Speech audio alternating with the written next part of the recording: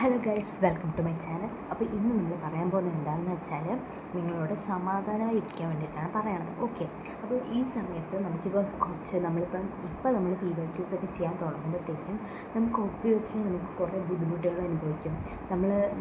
നമുക്ക് ക്വസ്റ്റ്യൻ കിട്ടാതെ വരുമ്പോൾ നമ്മൾ വിഷമമായി പോകും.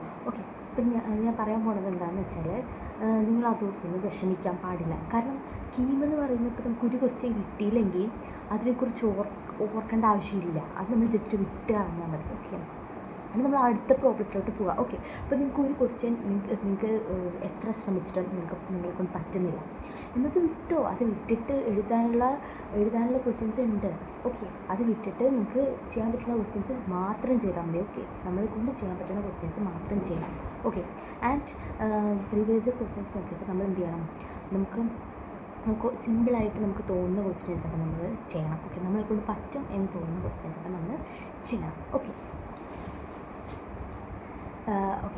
ദെൻ ഞാൻ പറയുന്ന പോലെ ഈ സമയങ്ങളിൽ കീം അല്ലാതെ ബാക്കി എക്സാംസൊക്കെ ഉണ്ട്. സോ ഇപ്പം ഐസറിൻ്റെ ഒരു എക്സാം, ഐസർ ഉണ്ടല്ലോ, ലൈക്ക് റിസർച്ചിനൊക്കെ പോകണമെങ്കിൽ ഐസറിൻ്റെ എക്സാം എഴുതാം. കീമൊക്കെ പഠിക്കുന്നവർക്ക് എഴുതാൻ പറ്റുന്ന കീം JEE ആ ഒരു ലെവലിലുള്ള എക്സാമാണ് ഐസറിൻ്റെ എക്സാം എന്ന് പറയുന്നത്.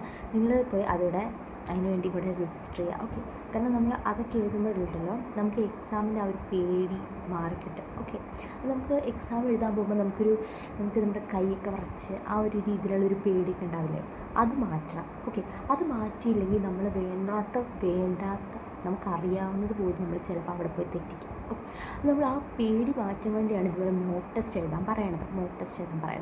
ഇപ്പോൾ നിങ്ങളിപ്പം സൈലത്തിലായാലും ഓൺലൈനാണെങ്കിലും ഓൺലൈൻ ബാച്ചുകളിലൊക്കെ ഉണ്ടല്ലോ, അവർക്ക് മോക്ക് ടെസ്റ്റുകളാണ് പ്രധാനം കൊടുക്കുന്നത്. നിങ്ങൾ കുറേ മോക്ക് ടെസ്റ്റ് എഴുതണം. എനിക്കൊന്നും ബ്രില്യൻ്റെ ഈ മോക്ക് ടെസ്റ്റ് സീരീസ് ഉണ്ടെന്ന് തോന്നുന്നു. ഓക്കെ, നിങ്ങൾ അന്വേഷിക്കുക കേട്ടോ, അത് നിങ്ങൾ എഴുതിയിരിക്കണം. കാരണം മോക്ക് ടെസ്റ്റ് എഴുതുമ്പോണ്ടല്ലോ നമുക്ക് ആ പേടി മാറിക്കിട്ടും, എക്സാമിനോടുള്ള ആ ഒരു പേടി അത് മാറിക്കിട്ടിയ ഗൈസ് നിങ്ങൾ എനിക്കൊരു 50% നിങ്ങളുണ്ടാക്കണം മിസ്റ്റേക്സ് ഉണ്ടല്ലോ അത് കുറഞ്ഞു കിട്ടും. ഇപ്പം ഞാൻ ബ്രില്യൻറ്റിലായിരുന്നു. അപ്പോൾ ബ്രില്യൻറ്റിൽ ഞങ്ങൾ ലൈക്ക് എല്ലാ ആഴ്ചയും പ്ലസ് അവസാന മാസത്തെ എല്ലാ ദിവസവും ഓരോ മോക്ക് ടെസ്റ്റ് ഉണ്ടായിരുന്നു. ഓക്കെ, ആൻഡ് അതിനെ നമ്മൾ വീട്ടിൽ പോയി അനലൈസ് ചെയ്യുമല്ലോ. മോക്ക് ടെസ്റ്റ് എഴുതിയാലും മതി. ഇപ്പം നിങ്ങൾ അനലൈസ് ചെയ്യാനുള്ള നിങ്ങൾക്ക് സമയമില്ലെങ്കിൽ നിങ്ങൾ എഴുതിയാലും മതി. അത് തന്നെ ഭയങ്കര ഉപകാരപ്രദമായിരിക്കും. ഓക്കെ, അപ്പം ഈ മോക്ക് ടെസ്റ്റ് ചെയ്യുക, PYQs ചെയ്യുക. ആൻഡ് നിങ്ങൾ കീമും JEE എഴുതുന്നവരാണെങ്കിൽ കമ്പയർ ചെയ്ത് നോക്കി അറിയാം. JEEയുടെ വളരെ സിമ്പിളായിട്ടുള്ള ക്വസ്റ്റ്യൻസൊക്കെ ഇല്ലേ, അതാണ് കീമിൻ്റെ ഏറ്റവും ഹാർഡായിട്ടുള്ള ക്വസ്റ്റ്യൻസ്. ഓക്കെ, അത് ആക്ച്വലി നൈസല്ലേ. ഓക്കെ,